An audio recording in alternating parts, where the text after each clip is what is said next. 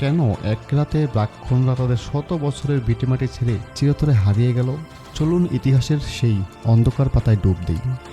1291 সালে পালিওয়াল ব্রাহ্মণরা এই গ্রামটি গড়ে তুলেছিল। তারা ছিল অত্যন্ত বুদ্ধিমান এবং ব্যবসায়ী হিসেবে সফল। মরুভূমির মাঝেও তারা উন্নত জলসেচ ব্যবস্থা তৈরি করেছিল। কিন্তু 1800 সালের দিকে তাদের জীবনে নেমে আসে এক কালো ছায়া।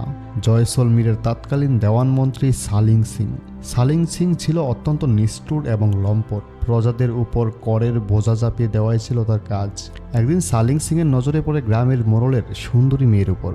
সে জেদ করে বসে মেয়েটিকে তার হাতে তুলে দিতে হবে, নতুবা পুরো গ্রামকে ধ্বংস করে দেওয়া হবে এবং করের বোঝা এত বাড়ানো হবে যে কেউ বাঁচতে পারবে না। ব্রাহ্মণদের সামনে দুটি পথ ছিল, হয় সম্মান হারানো, না হয় মৃত্যু। কিন্তু তারা তৃতীয় একটি পথ বেছে নিল। সালিং সিং সময় দিয়েছিল এক রাত। সেই রাতে কুলধারা এবং আশেপাশের 83টি গ্রামের মানুষ এক গোপন সভায় মিলিত হয়। তারা সিদ্ধান্ত নিল, জীবন দেব কিন্তু সম্মান দেব না।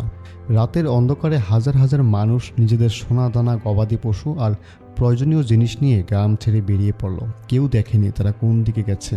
আজ পর্যন্ত কোনো ইতিহাসবিদ বলতে পারেনি তারা কোথায় গিয়ে বসতি গড়েছে, কিন্তু যাওয়ার আগে তারা এই গ্রামটির উপর থেকে ভয়াবহ অভিশাপ দিয়ে যায়।